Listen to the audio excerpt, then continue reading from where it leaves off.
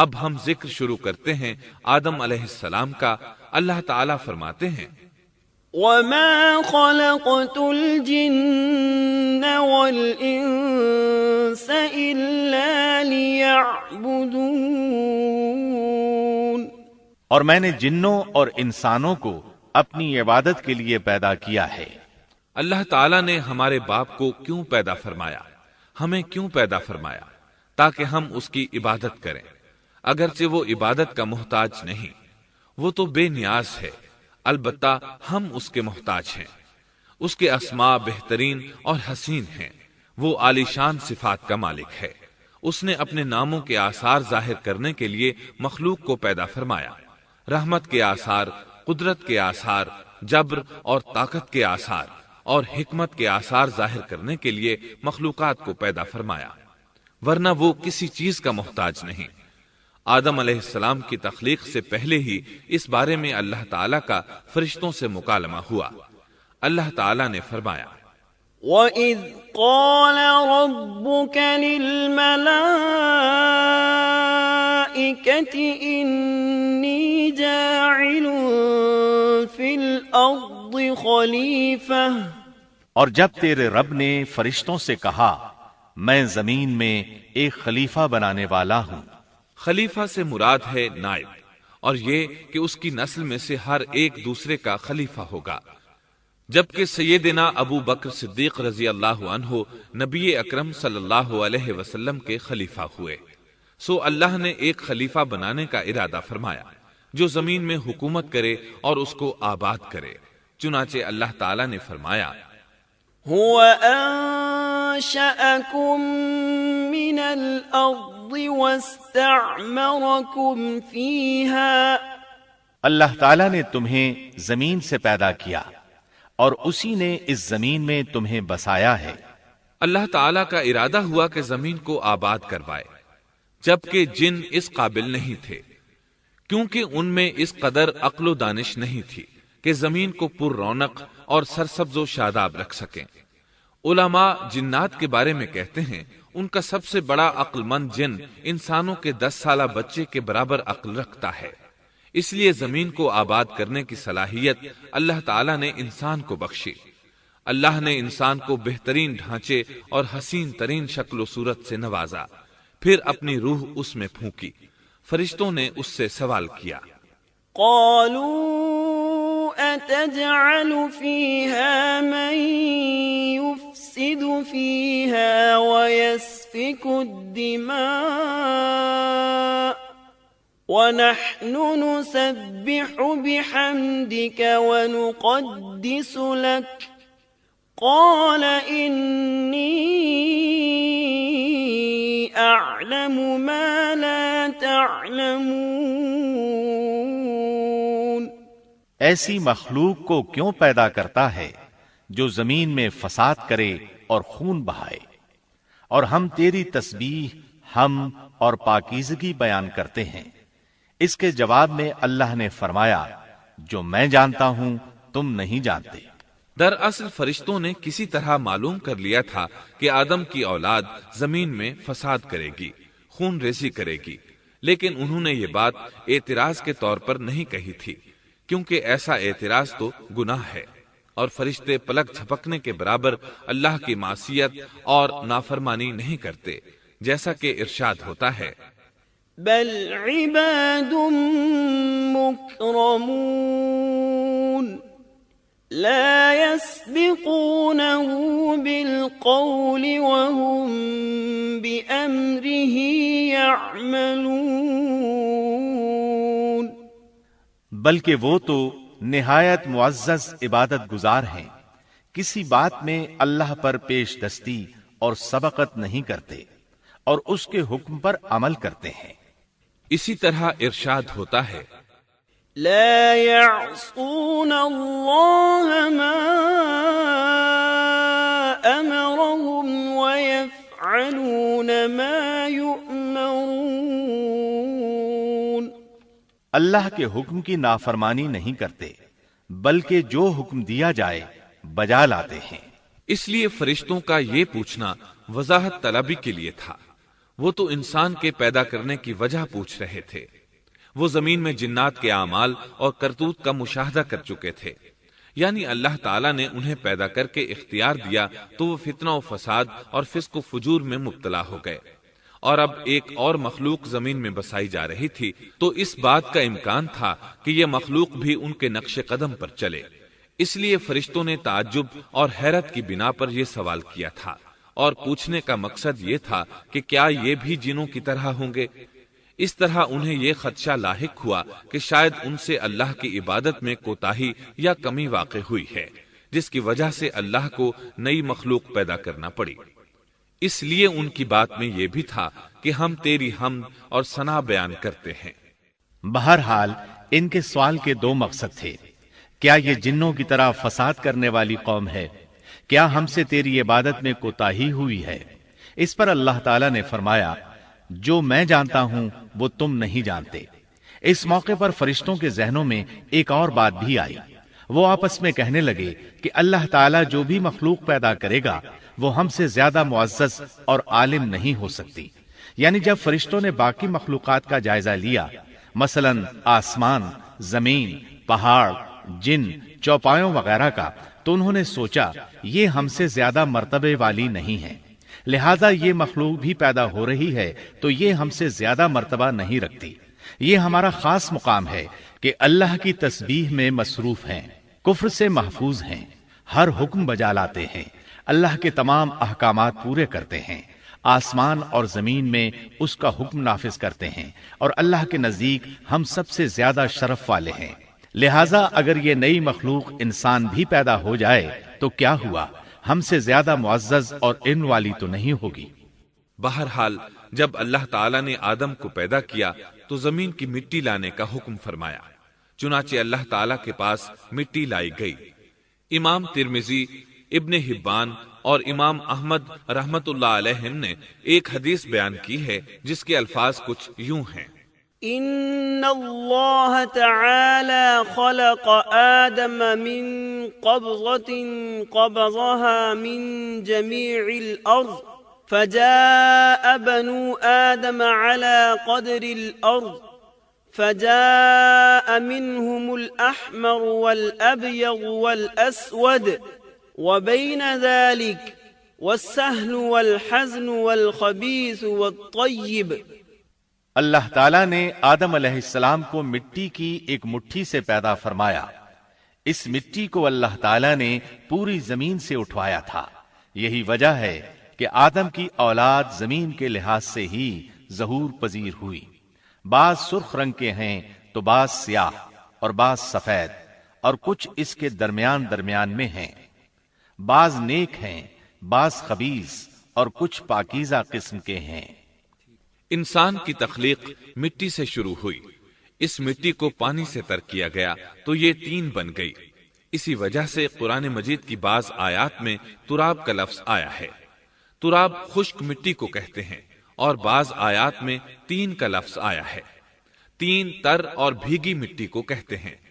اللہ تعالیٰ فرماتے ہیں خلقہ من تراب، یعنی آدم کو تراب سے پیدا کیا گیا۔ مٹی کی عام حالت کو تراب کہتے ہیں، اور فرمایا اذ قال ربك للملائكة انی خالق بشرا من طین۔ جب آپ کے رب نے فرشتوں سے کہا کہ میں مٹی سے بشر کو پیدا کرنے والا ہوں۔ جب اس مٹی کو پانی سے زیادہ بھگویا گیا تو وہ لیسدار ہونا شروع ہو گئی، اسی لیے اللہ تعالیٰ نے فرمایا اِنَّا خَلَقْنَاهُم مِّن طِينٍ لَازِبٍ۔ ہم نے انسان کو لیسدار اور چپکنے والی مٹی سے پیدا کیا۔ پھر اللہ تعالیٰ نے اپنے مبارک ہاتھوں سے انسان کا ڈھانچہ تیار کیا۔ اللہ نے فرمایا خَلَقْتُ بِيَدَيَّ، میں نے اپنے دونوں ہاتھوں سے پیدا کیا۔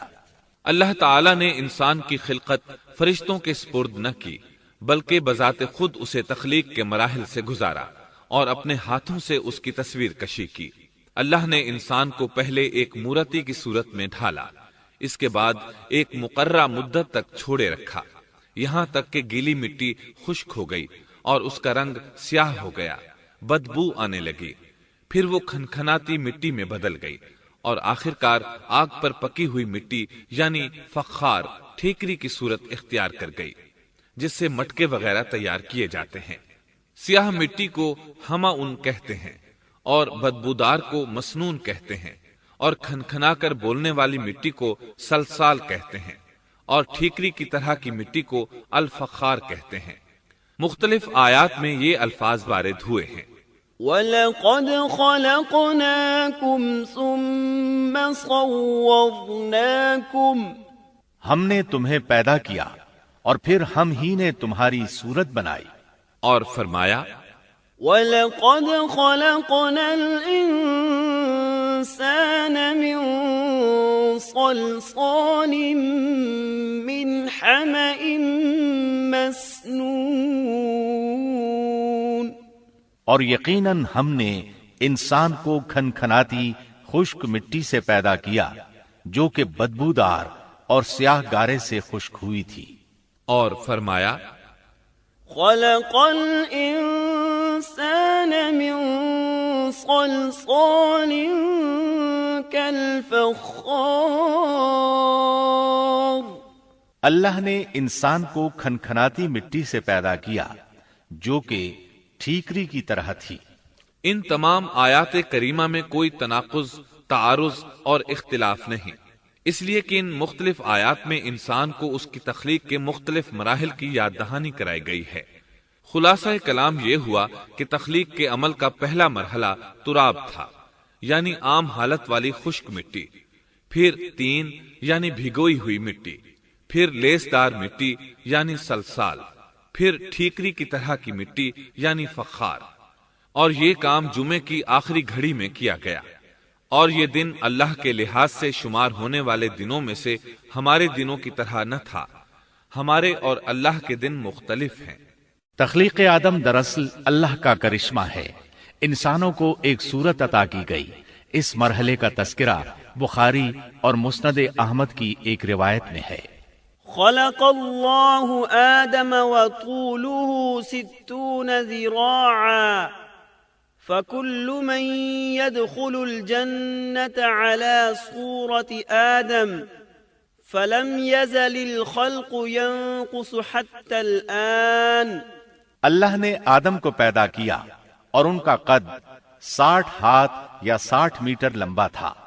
تمام جنتی لوگ اس قد آدم کے ساتھ جنت میں داخل ہوں گے، اور اس وقت سے لے کر آج تک مخلوق کا قد کم ہوتا چلا آ رہا ہے۔ بعد والے لوگ گزشتہ زمانے کے لوگوں سے ہمیشہ چھوٹے قد کے ہوتے چلے آ رہے ہیں۔ بہرحال سب سے پہلے اور سب سے لمبے انسان آدم علیہ السلام تھے۔ امام احمد نے منفرد طور پر ایک روایت بیان کی ہے، اس میں رسول اکرم صلی اللہ علیہ وسلم نے آدم علیہ السلام کی لمبائی 60 ہاتھ یعنی 60 میٹر اور چوڑائی 7 ہاتھ بیان فرمائی ہے۔ سبحان اللہ! سیدنا آدم کس قدر ضخیم اور عظیم مخلوق تھے۔ صحیح مسلم اور مسند احمد کی روایت میں ہے، لما خلق اللہ آدم ترکه ما شاء ان يدع فجعل ابلیس یطیف به ينظر الیہ فلما رآه اجوف عرف انه خلق لا يتمالك۔ اللہ نے آدم کو پیدا کیا تو اسے اپنی منشا کے مطابق کچھ عرصہ ڈھانچے کی صورت میں چھوڑے رکھا۔ ابلیس اس کے ارد گرد چکر لگانے لگا۔ اس نے دیکھا کہ وہ پیٹ والا ہے۔ وہ سمجھ گیا کہ یہ مخلوق اپنے آپ پر کنٹرول نہیں کر سکے گی۔ اس حدیث سے معلوم ہوتا ہے کہ انسانوں کی طرح جنات کا پیٹ نہیں ہے، صرف انسان ایسا ہے جس کا اندر والا حصہ کھوکھلا ہے۔ بہرحال اللہ نے انسان کو اس شکل و صورت میں پیدا فرمایا۔ احادیث مبارکہ میں آدم علیہ السلام اور ابلیس ملعون کا قصہ تفصیل سے بھی موجود ہے اور مختصر بھی۔ مثلا تفسیر تبری میں سیدنا عبداللہ بن عباس رضی اللہ عنہما سے روایت ہے، اللہ تعالیٰ نے آدم علیہ السلام کی مٹی کا حکم دیا، مٹی لائی گئی۔ اللہ تعالیٰ نے آدم علیہ السلام کو لیسدار اور بدبودار سیاہ مٹی سے پیدا فرمایا، اور یہ کام اللہ نے اپنے مبارک ہاتھوں سے کیا۔ آدم 40 راتیں مجسمے کی صورت میں پڑے رہے، جسم موجود تھا لیکن روح نہیں تھی۔ ابلیس آتا، اس ڈھانچے کو ٹھوکر لگاتا تو جسم سے ایسی آواز نکلتی جیسے خالی مٹکے پر ہاتھ مارنے سے نکلتی ہے۔ اسی لیے اللہ نے بھی فرمایا ہے کہ وہ کھنکھناتی مٹی سے پیدا کیے گئے۔ آدم علیہ السلام میں روح ڈالنے سے پہلے ایک مرتبہ فرشتوں کا ان کے پاس سے گزر ہوا تو وہ کچھ گھبرا سے گئے۔ ابلیس کو تو بہت زیادہ گھبراہٹ کا سامنا کرنا پڑا۔ وہ گزرتے ہوئے ٹھوکر مارتا اور کہتا، تجھے کسی خاص مقصد کے لیے پیدا کیا گیا ہے۔ یہ کہہ کر وہ آدم کے منہ میں داخل ہو جاتا اور کمر کے راستے باہر آ جاتا اور فرشتوں سے مخاطب ہو کر کہتا، اس سے گھبرانے کی کوئی ضرورت نہیں۔ اگر مجھے اس پر مسلط کر دیا گیا تو میں یقیناً اسے ہلاکت میں ڈال دوں گا، اور اگر اسے مجھ پر مسلط کر دیا گیا تو بلا شبہ میں اس کی نافرمانی کروں گا۔ اندازہ کیجئے وہ تعجب کر رہا ہے کہ انہیں کیوں پیدا کیا گیا ہے۔ اس کی آدم علیہ السلام سے دشمنی کس قدر پرانی ہے، گویا ابتدا ہی سے یہ عداوت پر ڈٹ گیا تھا۔ بہرحال اللہ نے آدم میں روح پھونکی۔ اس مضمون کو قرآن مجید میں جا بجا ذکر کیا گیا ہے۔ اللہ تعالیٰ فرماتے ہیں، فَإِذَا سَوَّيْتُهُ وَنَفَخْتُ فِيهِ مِن رُّوحِي فَقَعُوا لَهُ سَاجِدِينَ۔ جب میں اس کو ٹھیک ٹھاک کر لوں اور اس میں اپنی روح پھونک دوں تو تم سب اس کے سامنے سجدے میں گر پڑنا۔ ایک اور جگہ فرمایا، إن مثل عيسى عند الله كمثل آدم خلقه من تراب ثم قال له كن فيكون۔ اللہ تعالیٰ کے نزدیک عیسیٰ علیہ السلام کی مثال ہو بہو آدم علیہ السلام کی مثال ہے۔ اللہ نے انہیں مٹی سے بنا کر کہا ہو جا، وہ ہو گئے۔ اللہ نے آدم علیہ السلام کو مٹی سے پیدا کیا، اپنے ہاتھوں سے بنایا، پھر اس میں روح پھونکی۔ اس کا مفصل بیان احادیث میں موجود ہے۔ جب ان میں روح پھونکی گئی اور ابتدا میں روح جیسے ہی سر کے اندر داخل ہوئی، آدم علیہ السلام کو چھینک آ گئی۔ فرشتوں نے آدم علیہ السلام سے کہا، الحمدللہ کہیے۔ انہوں نے کہہ دیا۔ اللہ کی اس تعریف کے جواب میں اللہ تعالیٰ نے فرمایا، رحمک ربک، یعنی تجھ پر تیرا رب رحم فرمائے۔ سبحان اللہ، اللہ ذوالجلال والاکرام نے آدم علیہ السلام میں روح مکمل ہونے سے پہلے ہی انہیں اپنی رحمت سے سرفراز فرما دیا۔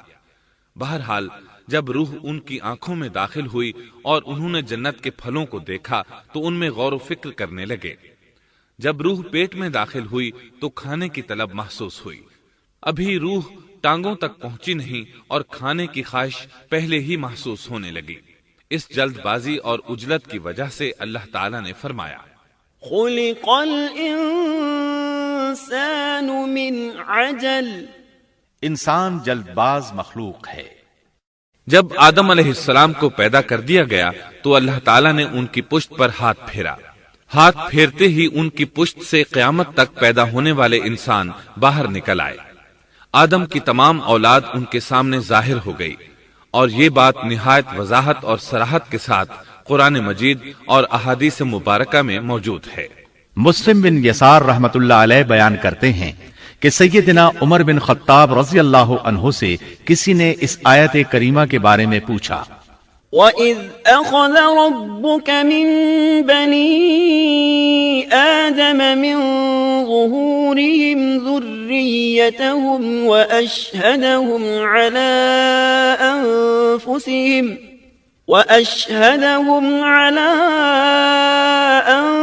أَنفُسِهِمْ أَلَسْتُ بِرَبِّكُمْ قَالُوا بَلَىٰ شَهِدْنَا أَن تَقُولُوا يَوْمَ الْقِيَامَةِ إِنَّا كُنَّا عَنْ هَٰذَا غَافِلِينَ۔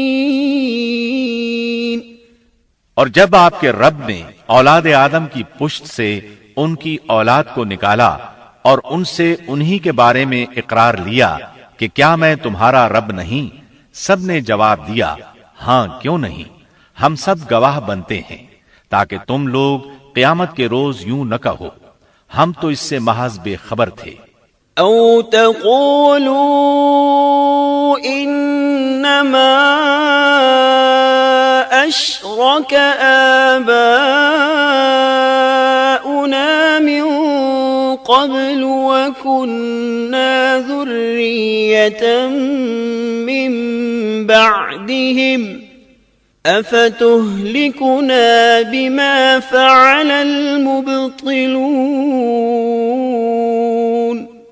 یا یوں کہو کہ پہلے پہلے شرک تو ہمارے بڑوں نے کیا اور ہم ان کے بعد ان کی نسل میں ہوئے، لہذا کیا تو ان غلط راہ والوں کے فعل پر ہمیں ہلاکت میں ڈالے گا؟ سیدنا عمر رضی اللہ عنہ نے اس شخص کے سوال کے جواب میں فرمایا، میں نے سنا ہے کہ رسول اللہ صلی اللہ علیہ وسلم فرما رہے تھے، ان اللہ خلق آدم ثم مسح ظهره بيمينه فاستخرج منه ذرية فقال خلقت هؤلاء للجنة وبعمل أهل الجنة يعملون، ثم مسح ظهره فاستخرج منه ذرية فقال خلقت هؤلاء للنار وبعمل أهل النار يعملون، فقال الرجل ففيما العمل يا رسول الله؟ فقال رسول الله صلى الله عليه وسلم إن الله إذا خلق العبد للجنة استعمله بعمل أهل الجنة حتى يموت على عمل من أعمال أهل الجنة فيدخله الله الجنة، وإذا خلق العبد للنار استعمله بعمل أهل النار حتى يموت على عمل من أعمال أهل النار فيدخله الله النار۔ اللہ نے آدم علیہ السلام کو پیدا کیا، پھر اپنے دائیں ہاتھ کو اس کی پشت پر پھیرا اور اس سے نسل انسانی کو باہر نکالا اور ان کی طرف اشارہ کر کے فرمایا میں نے انہیں جنت کے لیے پیدا کیا ہے اور یہ جنت والوں کے اعمال کریں گے۔ پھر اپنے ہاتھ کو دوبارہ آدم علیہ السلام کی پشت پر پھیرا اور اس سے نسل انسانی کو باہر نکالا اور ان کی طرف اشارہ کر کے فرمایا میں نے انہیں آگ کے لیے پیدا کیا ہے اور یہ آگ والوں کے اعمال کریں گے۔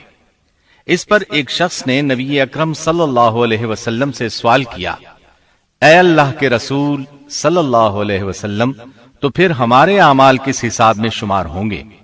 آپ نے جواب میں فرمایا اللہ تعالیٰ جب کسی بندے کو جنت کے لیے پیدا کرتا ہے تو اس سے جنت والوں کے کام کرواتا ہے، حتیٰ کہ جنت والے اعمال میں سے ہی کسی عمل پر اس کا موت سے سامنا ہوتا ہے، اس وجہ سے اللہ اسے جنت میں داخل کرتا ہے، اور جب اللہ کسی بندے کو آگ کے لیے پیدا کرتا ہے تو اسے آگ والے اعمال پر لگا دیتا ہے، یہاں تک کہ وہ آگ والے اعمال میں سے کسی عمل پر مرتا ہے، اس کی وجہ سے اللہ اسے آگ میں داخل کر دیتا ہے۔ ہر شخص کے لیے اس کام میں آسانی پیدا کر دی جاتی ہے جس کے لیے وہ پیدا کیا گیا ہے۔ لیکن یہ بات ذہن میں ہر وقت موجود رہنی چاہیے کہ اللہ نے انسان کو اختیار دے رکھا ہے کہ وہ اپنی عقل اور فکر کی روشنی میں اللہ کے احکامات پر عمل پیرا ہو کر خود کو جنتی بنا لے یا عقل کا درست استعمال نہ کرتے ہوئے شیطان کا پٹا گلے میں ڈال لے اور جہنم میں جگہ بنا لے۔ یہ تو اللہ نے انسان کو اختیار دے رکھا ہے، اس کی مرضی کہ جنت والے اعمال کرے یا جہنم والے۔ ہر انسان میں دونوں طرف جانے کی طاقت اور صلاحیت موجود ہے۔ اللہ نے انسان کو مجبور نہیں بنایا، البتہ ہر انسان کو جو بھی رویہ اختیار کرنا تھا اللہ کو اس کا علم تھا، اور اس کا علم برحق ہے، قطعی ہے، اس میں کوئی غلطی نہیں ہو سکتی، اس لیے اس نے اپنے علم کے مطابق تقدیر لکھ دی۔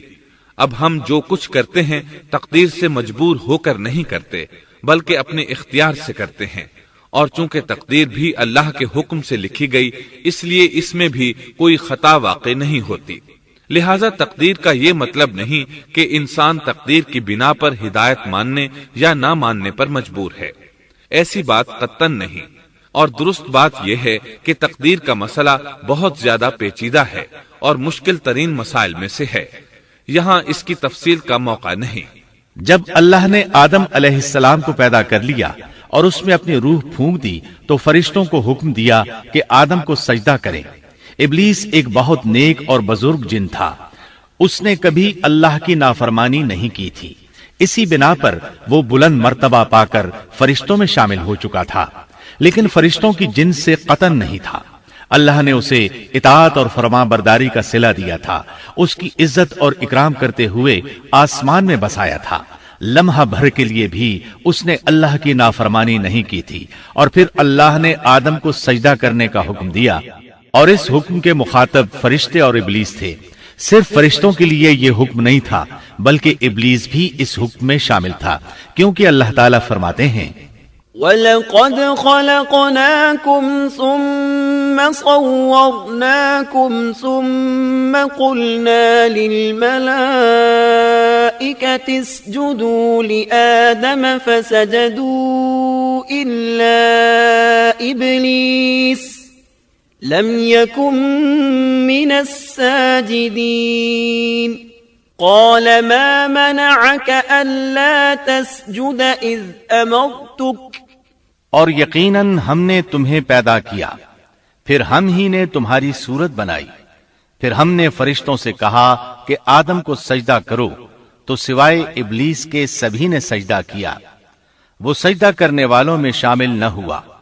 اللہ تعالیٰ نے فرمایا، تجھے کس چیز نے سجدے سے روک دیا جبکہ میرا حکم تیرے لیے بھی تھا؟ تو اس سے ثابت ہوا اس حکم میں فرشتوں کے ساتھ ابلیس بھی شامل تھا، کیونکہ قرآن میں اذ امرتک کے الفاظ ہیں۔ اس کا مطلب ہے کہ میں نے تجھے حکم دیا تھا، اور پھر ابلیس نے جواب میں یہ نہیں کہا کہ تو نے تو مجھے حکم ہی نہیں دیا تھا، بلکہ اس نے سجدہ نہ کرنے کی وجہ یہ بتائی۔ قال انا خير منه خلقتني من نار وخلقته من طين۔ اس نے کہا، میں سجدہ کیوں کروں، میں اس سے بہتر ہوں، اس لیے کہ تو نے مجھے آگ سے پیدا کیا اور اسے مٹی سے۔ تو پھر کہا، قال فاهبط منها، اللہ نے حکم دیا تو اس سے نیچے اتر جا۔ غرض جب ابلیس نے نافرمانی کی، سرکشی اور تکبر کا مظاہرہ کیا تو اس وقت اللہ تعالیٰ اور اس کے درمیان مکالمہ ہوا۔ اللہ نے اس کی سرکشی دیکھ کر اسے سزا دیتے ہوئے فرمایا، قال فاهبط منها فما يكون لك أن تتكبر فيها فاخرج إنك من الصاغرين قال أنظرني إلى يوم يبعثون قال إنك من المنظرين قال فبما أغويتني لأقعدن لهم صراطك المستقيم ثم لآتينهم من بين أيديهم ومن خلفهم وعن أيمانهم وعن شمائلهم ولا تجد أكثرهم شاكرين۔ اس جنت سے اتر جا، تجھے کوئی حق حاصل نہیں کہ تو اس جنت میں رہ کر تکبر کرے۔ ابلیس نے جواب میں کہا، مجھے قیامت کے دن تک مہلت دے دیجئے، یعنی اتنی لمبی عمر دے دیجئے کہ میں قیامت تک زندہ رہوں، موت نہ آئے۔ اللہ نے فرمایا، تجھے مہلت دے دی گئی لیکن ایک وقت مقررہ تک، اور جب شیطان اس طرف سے مطمئن ہو گیا کہ اسے مہلت مل گئی تب اس نے کہا، چونکہ تو نے مجھے گمراہ کر دیا ہے، اس وجہ سے میں قسم کھاتا ہوں کہ میں انسانوں کی گمراہی کے لیے تیرے سیدھے راستے پر بیٹھ جاؤں گا، پھر ان کے آگے سے، ان کے پیچھے سے، ان کے دائیں سے، ان کے بائیں سے ان کے پاس آؤں گا، اور آپ ان میں سے اکثر لوگوں کو شکر گزار نہیں پائیں گے۔ اللہ تعالیٰ نے شیطان کا رد کرتے ہوئے فرمایا، یہاں سے ذلیل و خوار ہو کر نکل جا، ان میں سے جو شخص بھی تیرا حکم مانے گا میں ایسے تمام گمراہوں سے جہنم کو بھر دوں گا۔ جو انسان بھی تیرا پیروکار بنے گا وہ جہنم کا مستحق اور حقدار ٹھہرے گا۔ قرآن مجید میں دوسرے مقامات پر بھی اس گفتگو کو نئے پیرائے میں دہرایا گیا ہے۔ مثلا اللہ نے فرمایا، وَلَقَدْ خَلَقْنَا الْإِنسَانَ مِنْ صَلْصَالٍ مِنْ حَمَإٍ مَسْنُونٍ وَالْجَانَّ خَلَقْنَاهُ مِنْ قَبْلُ مِنْ نَارِ السَّمُومِ وَإِذْ قَالَ رَبُّكَ لِلْمَلَائِكَةِ إِنِّي خَالِقٌ بَشَرًا مِّن صَلْصَالٍ مِّنْ حَمَإٍ مَّسْنُونٍ فَإِذَا سَوَّيْتُهُ وَنَفَخْتُ فِيهِ مِنْ رُوحِي فَقَعُوا لَهُ سَاجِدِينَ فسجد الملائكة كلهم أجمعون إلا إبليس أبى أن يكون مع الساجدين قال يا إبليس ما لك ألا تكون مع الساجدين قال لم أكن لأسجد لبشر خلقته من صلصال من حمأ مسنون قال فاخرج منها فإنك رجيم وَإِنَّ عَلَيْكَ اللَّعْنَةَ إِلَى يَوْمِ الدِّينِ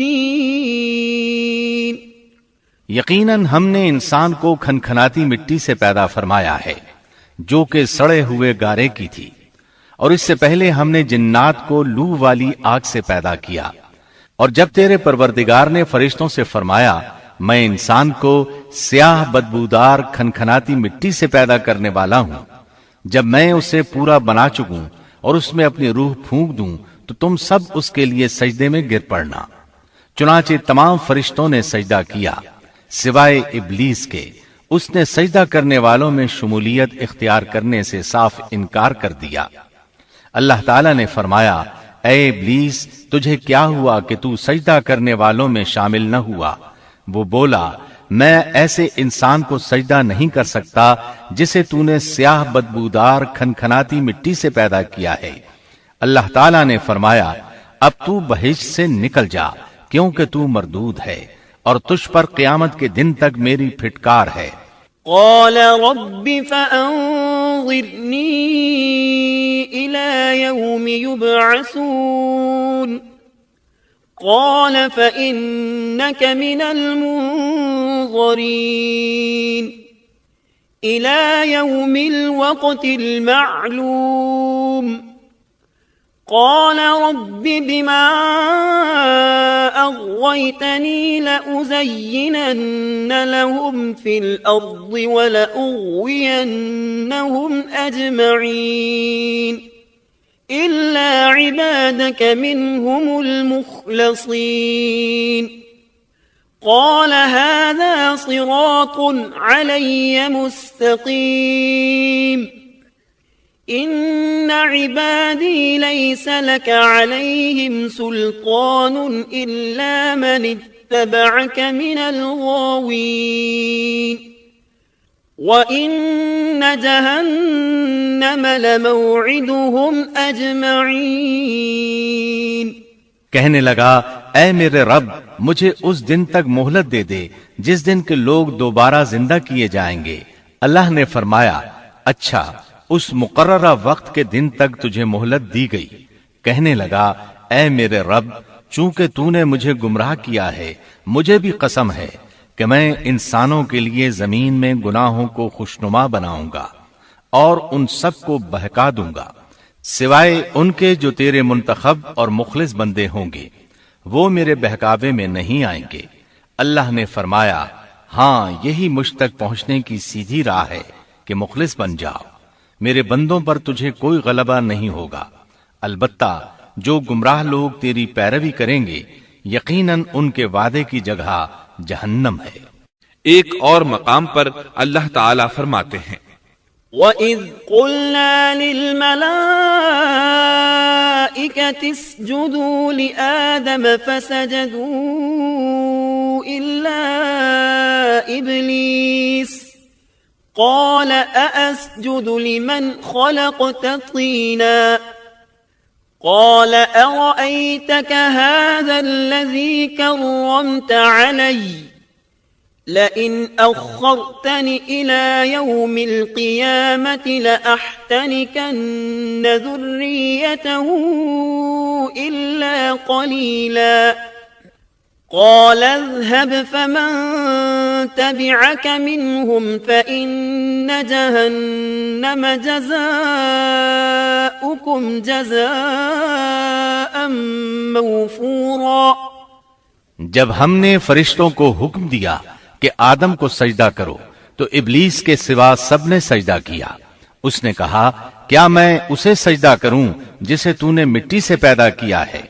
اچھا دیکھ لے، اسے تو نے مجھ پر فضیلت دی ہے، اگر مجھے بھی تو نے قیامت تک ڈھیل دی تو میں سوائے چند لوگوں کے اس کی اولاد کو گمراہ کروں گا.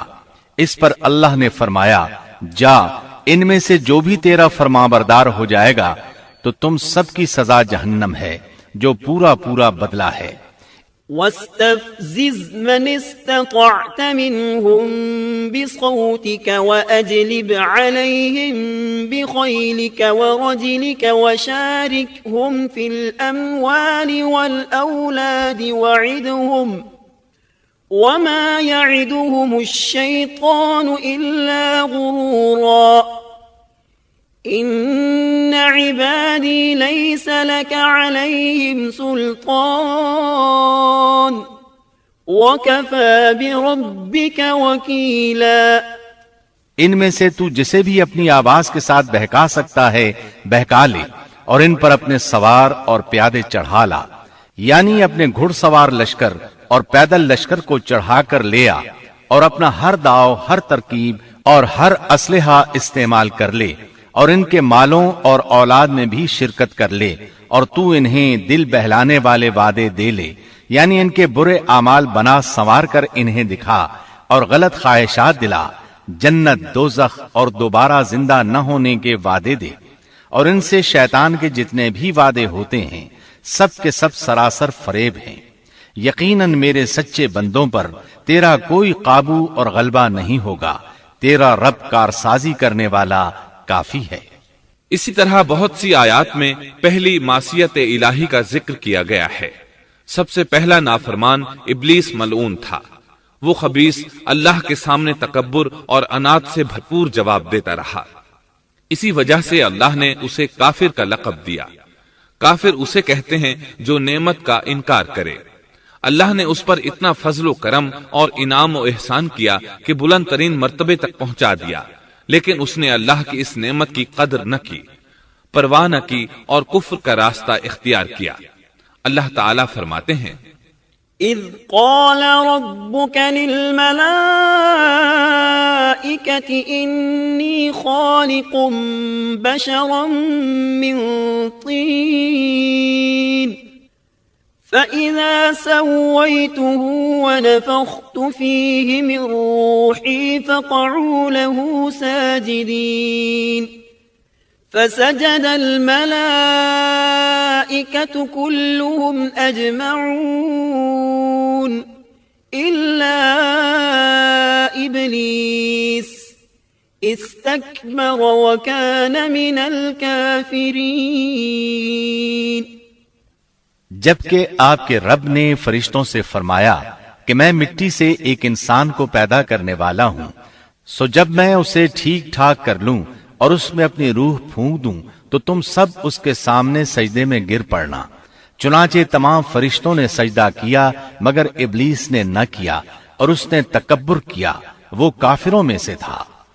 سب سے پہلا گناہ تکبر تھا، اسی لیے علماء کرام فرماتے ہیں تمام گناہوں کی جڑ تکبر اور غرور ہے۔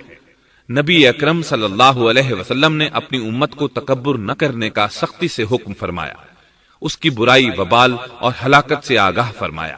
آپ نے فرمایا لا ينظر الله إلى من جر ثوبه خيلاء، اللہ اس شخص کی طرف رحمت سے دیکھے گا بھی نہیں جس نے تکبر کی بنا پر کپڑا ٹخنوں سے نیچے لٹکایا۔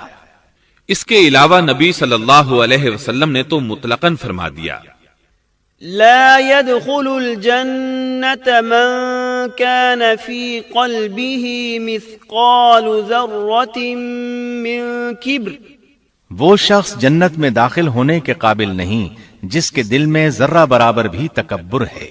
جو شخص اپنے کپڑے، اپنے مکان اور اپنے قبیلے پر فخر کرتا ہے اس سے اللہ کی رحمت اٹھ جاتی ہے۔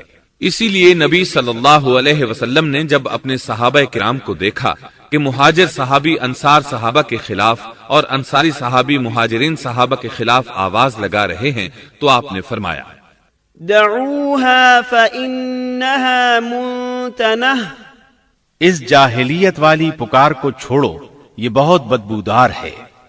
برادری کی بنیاد پر لڑنا، باہم فخر کرنا برے نتائج کا ذریعہ ہے۔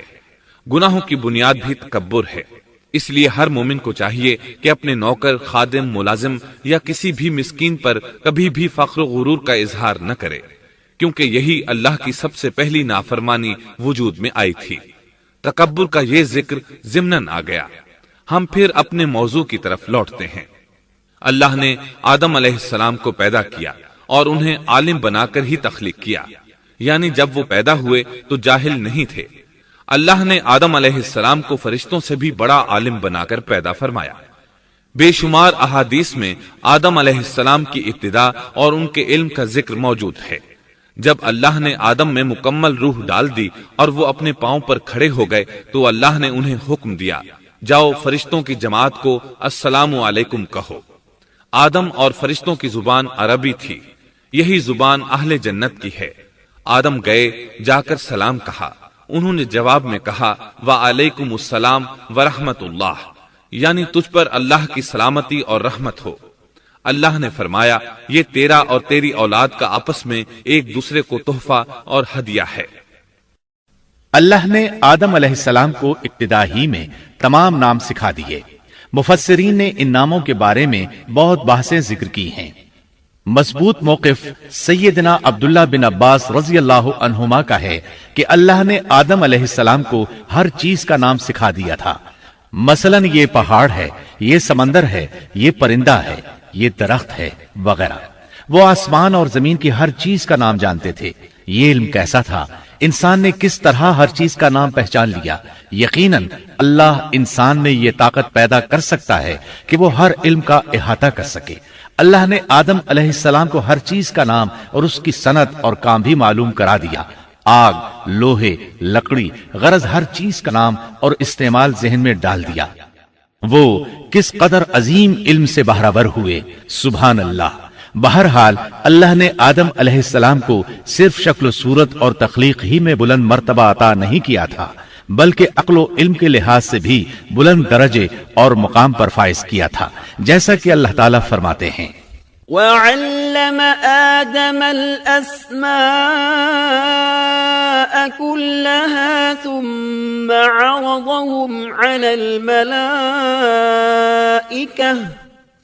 اللہ نے آدم علیہ السلام کو ہر چیز کا نام سکھا دیا، پھر ان چیزوں کو فرشتوں پر پیش کیا اور فرمایا انبئونی بأسماء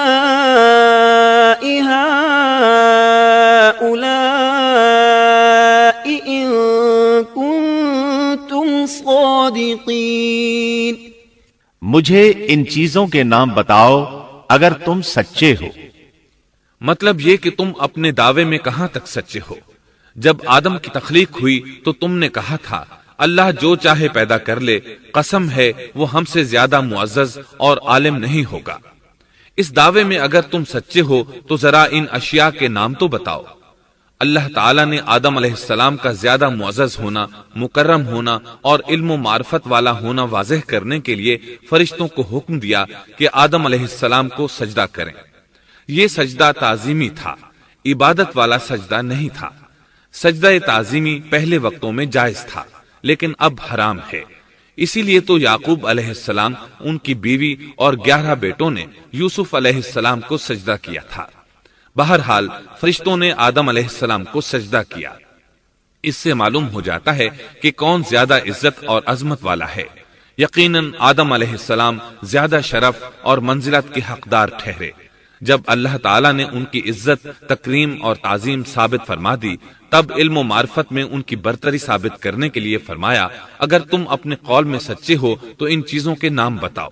تب فرشتوں نے کہا قالوا سبحانك لا علم لنا إلا ما علمتنا إنك أنت العليم الحكيم قال يا آدم أنبئهم بأسمائهم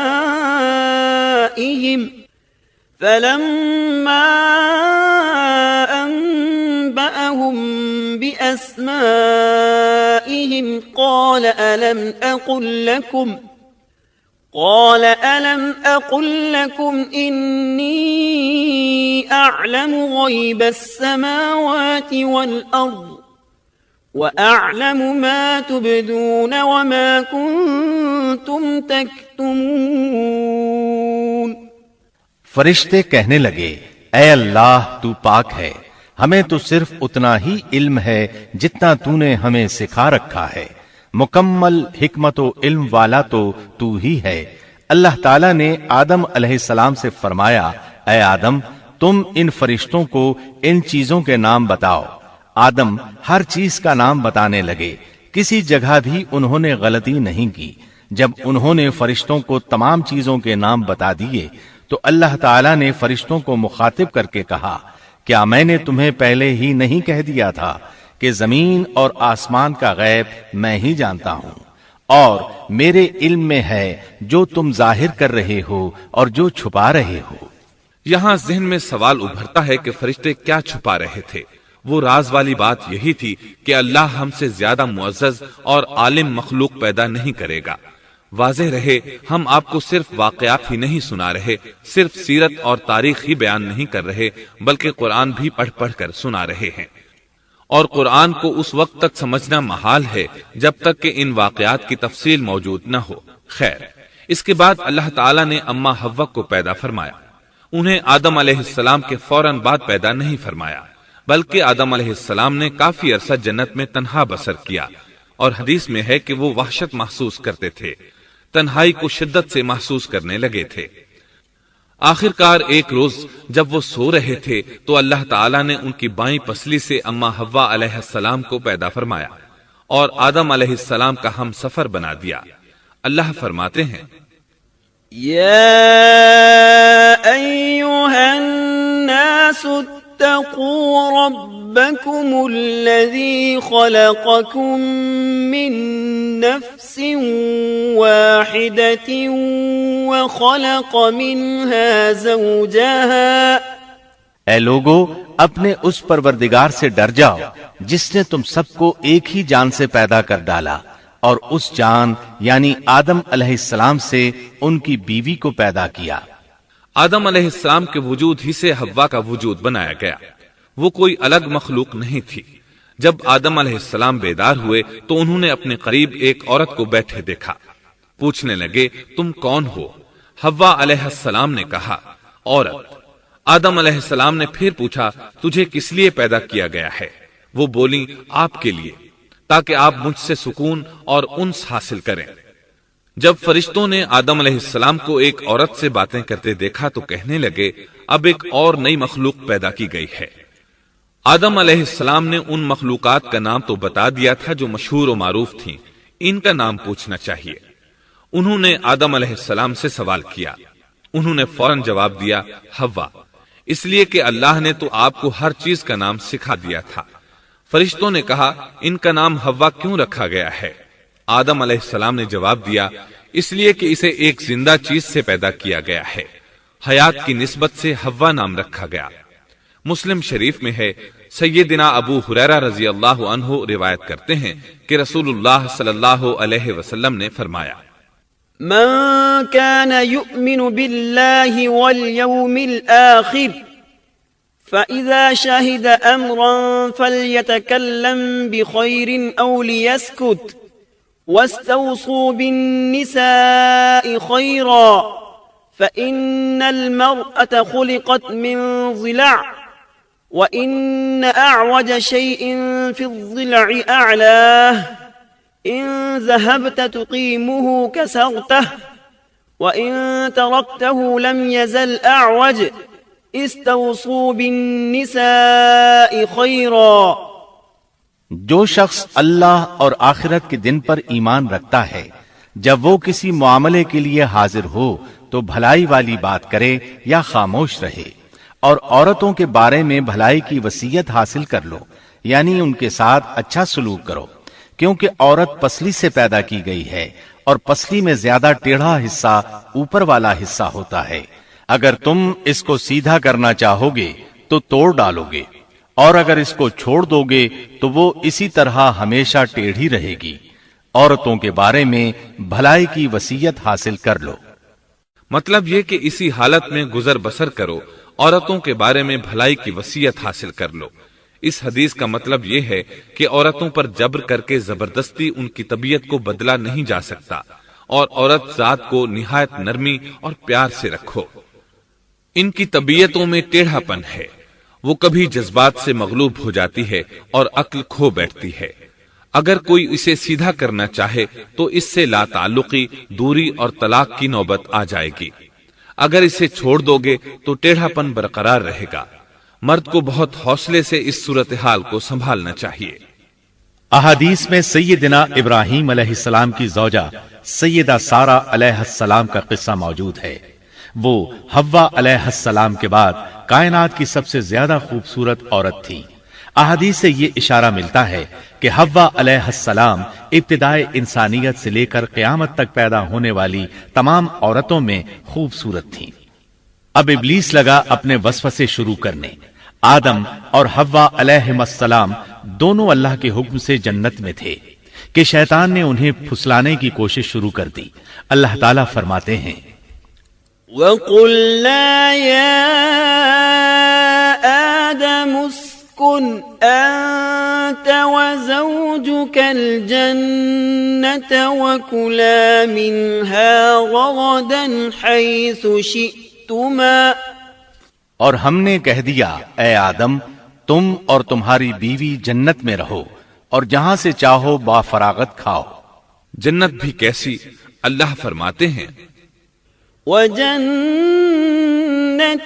عَرْضُهَا السَّمَاوَاتُ وَالْأَرْضُ، وہ جنت کہ جس کی چوڑائی ہی آسمانوں اور زمین کے برابر ہے۔ سو اس جنت میں سے جو چاہو سو کھاؤ، کچھ بھی منع نہیں سوائے ایک درخت کے، چنانچہ ارشاد ہوا، وَقُلْنَا يَا آدَمُ اسْكُنْ أَنْتَ وَزَوْجُكَ الْجَنَّةَ وَكُلَا مِنْهَا رَغَدًا حَيْثُ شِئْتُمَا وَلَا تَقْرَبَا هَذِهِ الشَّجَرَةَ فَتَكُونَا مِنَ الظَّالِمِينَ۔ اور ہم نے کہا اے آدم، تم اور تمہاری بیوی جنت میں رہو، پھر جس جگہ سے چاہو با فراغت کھاؤ، اور اس درخت کے پاس مت جاؤ ورنہ ظالموں میں سے ہو جاؤ گے۔ ایک اور جگہ فرمایا، وَإِذْ قُلْنَا لِلْمَلَائِكَةِ اسْجُدُوا لِآدَمَ فَسَجَدُوا إِلَّا إِبْلِيسَ إبليس أبى فقلنا يا آدم إن هذا عدو لك ولزوجك فلا يخرجنكما من الجنة فتشقى إن لك ألا تجوع فيها ولا تعرى وأنك لا تظمأ فيها ولا تضحى. اور جب ہم نے فرشتوں سے کہا کہ آدم کو سجدہ کرو تو ابلیس کے سوا سب نے سجدہ کیا.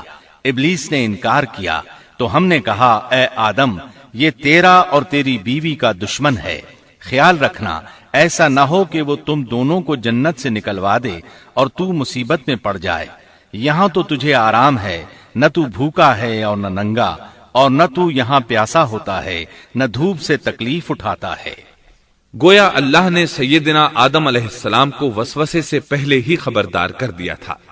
ان آیات سے یہ بھی پتا چلا کہ انسان سے ابلیس کی عداوت اور دشمنی ابتدا ہی سے چلی آ رہی ہے، اور یہ بھی ثابت ہوا کہ جو لوگ کہتے ہیں کہ انسان ابتدا میں ننگا تھا ان کا قول صحیح نہیں، اس لیے کہ اللہ تعالیٰ نے جنت میں بھی آدم علیہ السلام پر لباس رکھا اور زمین میں بھی لباس نازل کر دیا، جیسا کہ اللہ تعالیٰ فرماتے ہیں يا بني آدم قد أنزلنا عليكم لباسا يواري سوآتكم وريشا ولباس التقوى ذلك خير. اے آدم کی اولاد، ہم نے تم پر لباس کو نازل کیا جو تمہاری شرمگاہوں کو چھپاتا ہے اور زینت کا سبب بھی ہے، اور تقوی کا لباس اس سے بھی بہتر ہے. لہذا آدم ابتدا میں ننگے نہیں تھے، انہیں تو ننگے پن کا علم ہی نہیں تھا، نہ ہی ان کی بیوی کو برہنہ ہونے کا علم تھا. اللہ نے آدم علیہ السلام کو کامل نعمتوں سے نوازا، بھوک نہ پیاس، یہاں تک کہ پیاس کے اسباب سے بھی محفوظ، نہ گرمی اور نہ دھوپ، پھر بے انتہا حسن و جمال، مشقت نہ تکلیف، بدبختی نہ بدقسمتی. آدم اور حوا علیہ السلام کے دلوں میں وسوسہ ڈالنے کے بارے میں بھی قرآن نے روشنی ڈالی ہے. فوسوس لهما الشیطان، پھر شیطان نے ان دونوں کے دلوں میں وسوسہ ڈالا. یہ وسوسہ اس نے ان دونوں کو طمع دلانے کی صورت میں پورا کیا، اور یہ طمع دلائی کہ اس درخت کو کھانے سے ہمیشگی اور بقا ملتی ہے اور کبھی نہ ختم ہونے والی بادشاہت حاصل ہوتی ہے. اور اس وسوسے کا مقصد یہ تھا لِيُبْدِيَ لَهُمَا مَا وُورِيَ عَنْهُمَا مِنْ سَوْآتِهِمَا، تاکہ ان کا پردہ بدن جو ایک دوسرے سے پوشیدہ تھا دونوں کے روبرو بے پردہ کر دے. ان کی شرمگاہوں کو ننگا کرنے کے لیے اس نے ایسا کیا. وہ دونوں کپڑے میں ملبوس تھے، ستر ڈھانپ رکھا تھا. جب انہوں نے اس درخت سے کھایا تو لباس نیچے گر گیا، دونوں برہنہ ہو گئے. یہی شیطان چاہتا تھا کہ انہیں برہنہ کر دے، اللہ کی نافرمانی پر اکسائے. ارشاد ہوتا ہے فوسوس إليه الشيطان قال يا آدم هل أدلك على شجرة الخلد وملك لا يبلى. شیطان نے انہیں وسوسہ ڈالا، کہنے لگا اے آدم کیا میں تجھے دائمی زندگی کا درخت اور وہ بادشاہت نہ بتلا دوں جو کبھی پرانی نہ ہو؟ جب تم اس درخت سے کھاؤ گے تو ہمیشہ زندہ رہنے والے بن جاؤ گے اور زبردست بادشاہت حاصل کر لو گے. اس نے یہ تمنا بھی دلائی. وقال ما نهاكما ربكما عن هذه الشجرة إلا أن تكونا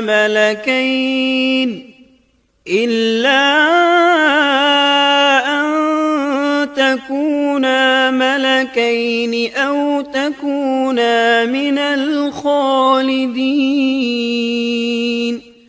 تمہارے رب نے تم دونوں کو اس درخت سے اس لیے منع کیا ہے کہ تم دونوں فرشتے نہ بن جاؤ یا ہمیشہ زندہ رہنے والے نہ بن جاؤ، یعنی تم اس درخت سے کھا لو گے تو فرشتے بن جاؤ گے اور ہمیشہ قائم دائم رہو گے۔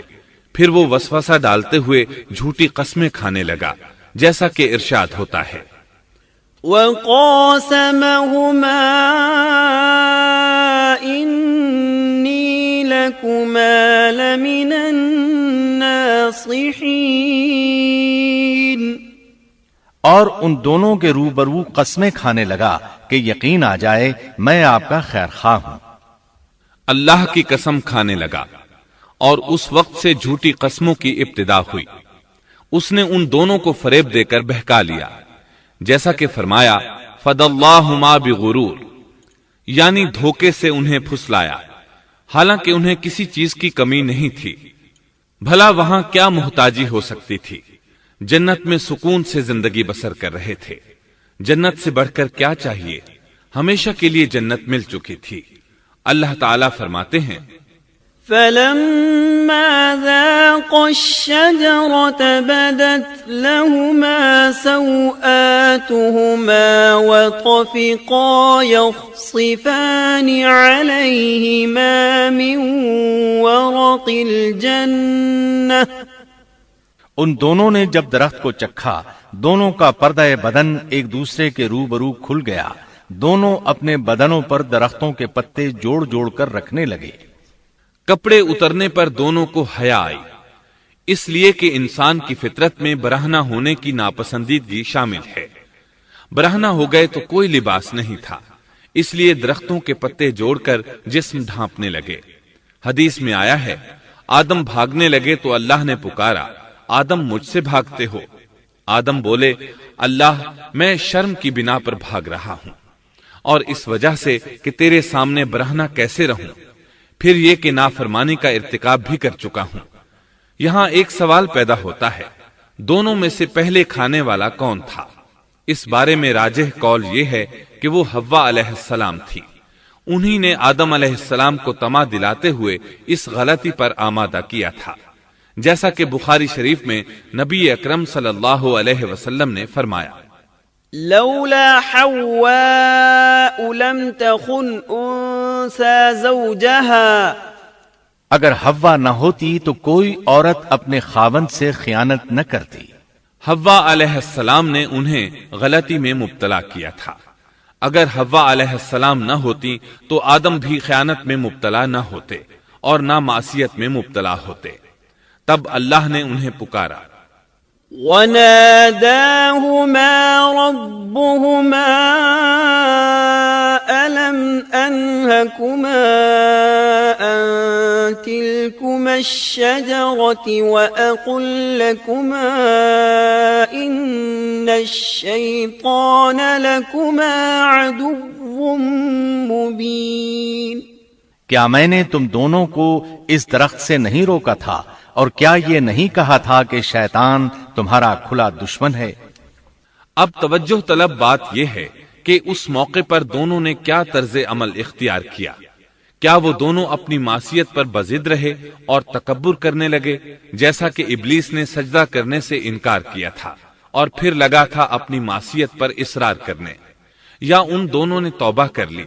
جی ہاں، دونوں نے توبہ کر لی، جیسا کہ قرآن مجید میں آتا ہے، قَالَا رَبَّنَا ظَلَمْنَا أَنفُسَنَا وَإِن لَّمْ تَغْفِرْ لَنَا وَتَرْحَمْنَا لَنَكُونَنَّ مِنَ الْخَاسِرِينَ۔ دونوں نے کہا، اے ہمارے رب، ہم نے اپنا بڑا نقصان کیا، اور اگر تو ہماری مغفرت نہ کرے گا اور ہم پر رحم نہ کرے گا تو واقعی ہم خسارہ پانے والوں میں سے ہو جائیں گے۔ اس قصے میں ایک سوال یہ ذہن میں پیدا ہوتا ہے کہ جب سیدنا آدم علیہ السلام کو ابلیس نے سجدہ نہ کیا تو اللہ تعالیٰ نے اسے مردود بنا کر جنت سے نکال دیا، پھر وہ سیدنا آدم علیہ السلام کو اس درخت کے قریب کس طرح لے گیا جبکہ وہ جنت سے باہر ہو چکا تھا؟ قرآن کریم میں اس بارے میں یہ الفاظ آئے ہیں، پھر شیطان نے ان کے دلوں میں وسوسہ ڈالا۔ یہ وسوسہ اس نے کیسے ڈالا جبکہ وہ جنت سے نکالا جا چکا تھا؟ مفسرین نے اس کے جواب میں لکھا ہے کہ اس نے جنت سے باہر رہ کر یہ وسوسہ ڈالا تھا۔ جیسے آج کل تار اور بغیر تار کے آواز کو دور دراز علاقوں تک پہنچایا جا سکتا ہے، ایسے ہی شیطان نے اپنی طاقت سے یہ وسوسہ ان کے دلوں تک پہنچایا۔ لگے ہاتھوں ابلیس کی حقیقت بھی سن لیں۔ ابلیس کے لفظی معنی انتہائی مایوس کے ہیں۔ یہ راندہ درگاہ ہونے کے بعد ہمیشہ ہمیشہ کے لیے اللہ کی رحمت سے مایوس ہو گیا تھا، اس لیے اسے یہ لقب ملا، ورنہ روایات کی روح سے اس کا اصل نام عزازیل تھا۔ پہلے یہ جنات میں سے تھا، اپنے رب تعالی کی اطاعت سے نکل کر ابلیس ہوا۔ اس کا علم ناقص تھا، مزاج ناپاک تھا، وہ غرور اور تکبر میں مبتلا ہو گیا تھا۔ یہاں یہ بات بھی ذہن نشین کر لیں کہ انبیاء خطا اور گناہ سے پاک ہوتے ہیں، ان پر اللہ تعالی کی مستقل حفاظت اور نگرانی قائم رہتی ہے۔ اگرچہ انبیاء بھی انسان ہوتے ہیں اور تمام انسانی تقاضے انہیں لاحق ہوتے ہیں، لیکن ان کے عمل اور ارادے میں کسی قسم کی بدی اور شر کا عمل دخل قطعاً نہیں ہوتا۔ ان کا ہر قول اور عمل بلکہ ہر حرکت اور سکون کی حالت بھی انسانیت کے لیے بہترین نمونہ ہوتے ہیں۔ البتہ بشر ہونے کی وجہ سے بھول کا امکان ہوتا ہے، تاہم بھول ہو جانے کی صورت میں انہیں فوراً ہی خبردار کر دیا جاتا ہے۔ بھول ہو جانا بشری طبیعت کا خاصہ ہے۔ اللہ تعالیٰ نے ہر انسان کی فطرت میں یہ چیز رکھی ہے۔ انبیاء سے بھول چوک ہو جانے میں بھی اللہ تعالیٰ کی کئی ایک حکمتیں پوشیدہ ہیں۔ مثلا بہت سی قومیں اپنے نبیوں کے معجزات دیکھ کر ان میں ربوبیت کی صفات کی قائل ہو گئی، یہاں تک کہ بعض قوموں نے اپنے نبیوں کو اللہ یا اللہ کا بیٹا بھی جانا۔ جب انبیاء سے بھول اور لغزشیں ہوئیں تب گویا لوگوں پر یہ واضح کیا گیا کہ یہ الہ نہیں ہے۔ الہ ہوتے تو کس طرح ان سے بھول ہو سکتی تھی؟ اس سے یہ بتانا بھی مقصد تھا کہ انبیاء انسان ہی ہوتے ہیں، کوئی ماورائی مخلوق نہیں ہوتے۔ سیدنا آدم علیہ السلام کے واقعے پر غور کرنے سے یہ حقیقت مزید واضح ہو جاتی ہے کہ سیدنا آدم علیہ السلام کی یہ لغزش گناہ نہیں تھی۔ ممنوع درخت کا پھل کھاتے ہی سیدنا آدم علیہ السلام اور اماں حوا کا لباس اتر گیا تھا۔ اللہ کا حکم ہوا، قال اهبطوا، جنت سے اتر جاؤ۔ مزید فرمایا، بعضكم لبعض عدو وَلَكُمْ فِي الْأَرْضِ مُسْتَقَرٌّ وَمَتَاعٌ إِلَىٰ حِينٍ۔ تم آپس میں ایک دوسرے کے دشمن ہوگے اور تمہارے واسطے زمین میں رہنے کی جگہ ہے اور ایک وقت تک نفع حاصل کرنا ہے۔ اللہ نے مزید فرمایا، قال فيها تحيون وفيها تموتون ومنها تخرجون۔ فرمایا تم وہیں زندگی بسر کرو گے اور وہیں مرو گے اور وہیں سے دوبارہ نکالے جاؤ گے۔ قرآن مجید کے دیگر مقامات میں بھی اس قصے کی تفصیل موجود ہے۔ مثلاً فرمایا، وَلَقَدْ عَهِدْنَا إِلَىٰ آدَمَ مِن قَبْلُ فَنَسِيَ وَلَمْ نَجِدْ لَهُ عَزْمًا۔ اور اس سے قبل ہم نے آدم سے ایک عہد لیا تھا مگر وہ بھول گئے اور ہم نے ان میں کوئی عزم نہیں پایا۔ اللہ تعالیٰ فرماتے ہیں، وَإِذْ قُلْنَا لِلْمَلَائِكَةِ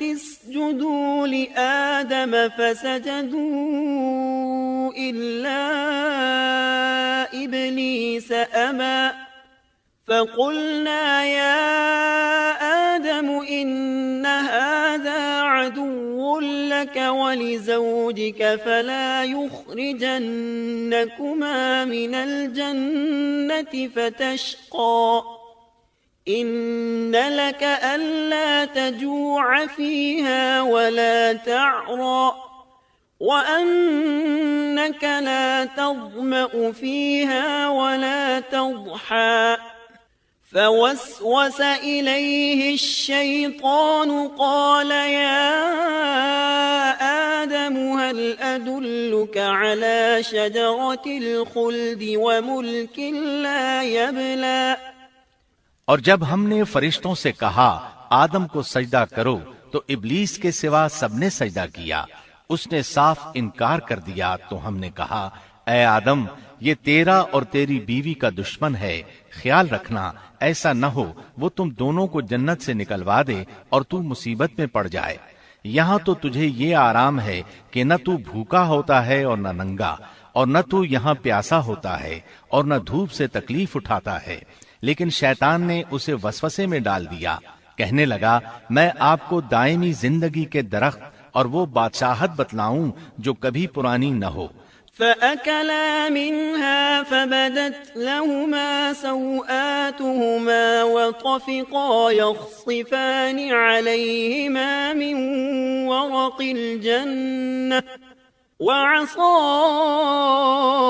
آدم ربه فغوى ثم اجتباه ربه فتاب عليه وهدى قال اهبطا منها جميعا بعضكم لبعض عدو فإما يأتينكم مني هدى فمن اتبع هداي فلا يضل ولا يشقى ومن أعرض عن ذكري فإن له معيشة ضنكا ونحشره يوم القيامة أعمى۔ چنانچہ ان دونوں نے اس درخت سے کھایا، پس ان کے ستر کھل گئے اور وہ بہشت کے پتے اپنے اوپر چپکانے لگے۔ آدم نے اپنے رب کی نافرمانی کی، پس بہک گیا۔ پھر اس کے رب نے نوازا، اس کی طرف توجہ فرمائی اور اس کی رہنمائی کی۔ حکم ہوا تم دونوں یہاں سے اتر جاؤ، تم آپس میں ایک دوسرے کے دشمن ہو۔ اب تمہارے پاس جب کبھی میری طرف سے ہدایت پہنچے تو جو میری ہدایت کی پیروی کرے نہ تو وہ بہکے گا نہ تکلیف میں پڑے گا، ہاں جو میری یاد سے روگردانی کرے گا اس کی زندگی تنگی میں رہے گی، اور بروز قیامت ہم اسے اندھا کر کے اٹھائیں گے۔ آدم علیہ السلام زمین پر اترے اور اپنے رب سے توبہ کے کلمات سیکھ لیے۔ وہ کلمات یہ ہیں: ربنا ظلمنا انفسنا وان لم تغفر لنا وترحمنا لنكونن من الخاسرین۔ اے ہمارے رب، ہم نے اپنا نقصان کیا، اور اگر تو نے ہم پر مغفرت و رحمت نہ فرمائی تو ہم خسارہ اٹھانے والوں میں سے ہو جائیں گے۔ آدم علیہ السلام زمین پر اترے اور ان کے ساتھ حوا علیہ السلام بھی اتری، اور ان کے ساتھ ہی ابلیس کو بھی اتارا گیا۔ یہ کس جگہ پر اترے اس بارے میں اختلاف پایا جاتا ہے، لیکن ابن عباس رضی اللہ عنہ کی بات راجح محسوس ہوتی ہے کہ آدم علیہ السلام کو ہند میں اور حوا علیہ السلام کو جدے میں اتارا گیا۔ جب آدم علیہ السلام اتر آئے تو حوا علیہ السلام کی تلاش شروع کر دی، زمین میں ان کی تلاش میں سرگرداں ہوئے۔ آخر کار میدان عرفات میں دونوں کی ملاقات ہو گئی۔ چونکہ میدان عرفات میں دونوں نے ایک دوسرے کی معرفت حاصل کی تھی اور ان کا آپس میں تعارف ہوا تھا، لہٰذا اسی مناسبت سے اس میدان کا نام عرفات مشہور ہو گیا۔ اللہ تعالیٰ نے زمین کے اندر انسانوں کو پھیلانا شروع کیا اور زمین کو مردوں اور عورتوں سے آباد کر دیا۔ امام طبری رحمت اللہ علیہ بیان کرتے ہیں کہ حوا علیہ السلام نے آدم علیہ السلام کے لیے 20 ولادتوں میں 40 بچوں کو جنم دیا۔ ہر بار 2 بچوں کو جنم دیتی تھی، ایک لڑکا ہوتا ایک لڑکی۔ سب سے پہلا جوڑا قابیل اور اس کی بہن قمیم کا تھا۔ پھر انسانوں کی افزائش شروع ہوئی، آبادی میں اضافہ ہونے لگا۔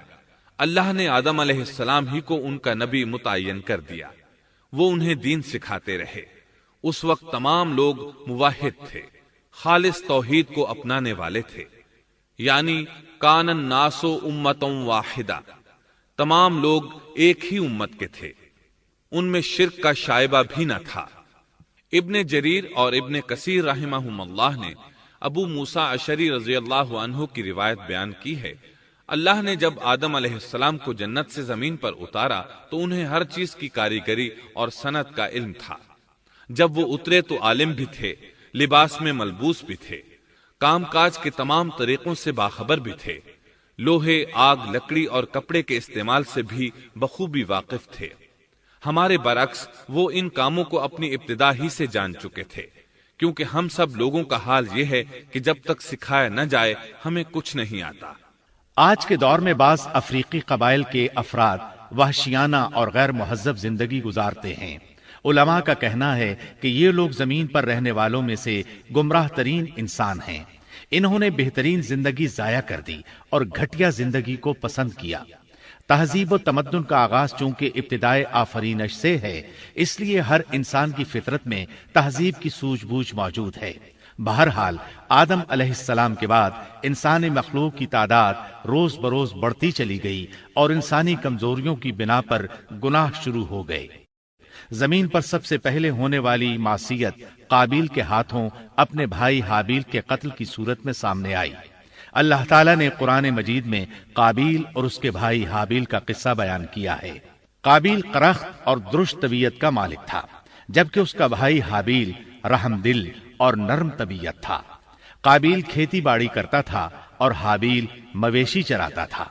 حابیل کے نرم دل ہونے کی ایک وجہ اس کا بکریاں چرانا تھا، کیونکہ ایک چرواہا اپنی بکری کو بھوکا دیکھ کر اسے چارہ کھلائے بغیر نہیں رہتا، نہیں وہ کسی بکری کو پیاسا دیکھ کر اسے بھول جاتا ہے۔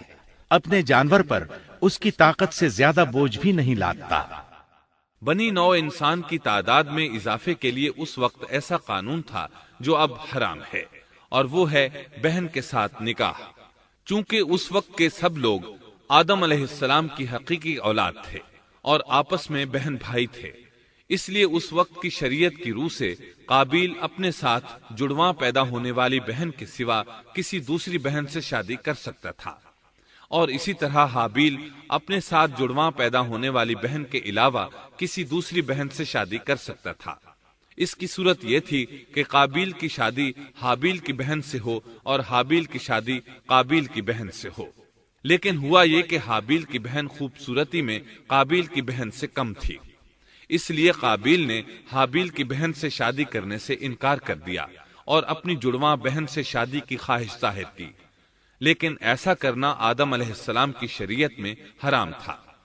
آپ نبی بھی تھے اور رسول بھی۔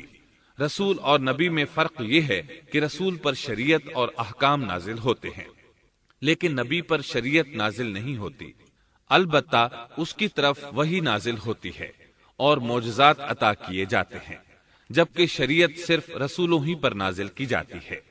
آدم علیہ السلام بھی چونکہ رسول تھے، اس لیے ان کی شریعت میں یہ قانون تھا کہ کوئی شخص اپنے ساتھ جڑواں پیدا ہونے والی بہن کے ساتھ شادی نہیں کر سکتا۔ قابیل اس شرعی حکم کی وجہ سے غضبناک ہو گیا۔ اس نے تعجب کا اظہار کرتے ہوئے اس قانون کو ماننے سے انکار کر دیا۔ آدم علیہ السلام نے ان دونوں کے درمیان فیصلہ کرتے ہوئے انہیں حکم دیا کہ دونوں اللہ کے حضور ایک ہدیہ پیش کریں۔ ہدیہ اس جانور کو کہتے ہیں جسے اللہ کے نام پر ذبح کر کے فقراء میں تقسیم کر دیا جائے۔ اس سے مقصود اللہ کے لیے اپنی نیت کو خالص کرنا ہوتا ہے۔ اس عمل کو قربانی کہا جاتا ہے۔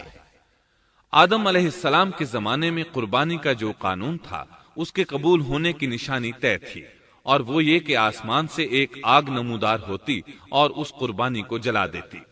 اس کا مطلب تھا قربانی قبول ہو چکی ہے، اور اگر آگ قربانی کو نہ جلاتی تو سمجھ لیا جاتا کہ قربانی قبول نہیں ہوئی۔ آخر قربانی کا دن آ پہنچا۔ حابیل نے اپنے مویشیوں میں سے ایک بہترین جانور لیا اور قربان گاہ میں لا کر اللہ کے حضور پیش کر دیا۔ دوسری طرف قابیل نے اپنی کھیتی کے غلے میں سے ردی قسم کا غلہ قربانی کے لیے پیش کیا۔ دوسرے دن دونوں قربان گاہ پہنچے تو انہوں نے دیکھا کہ حابیل کی قربانی قبول ہو چکی ہے، جبکہ قابیل کی قربانی کو آگ نے چھوا تک نہیں تھا۔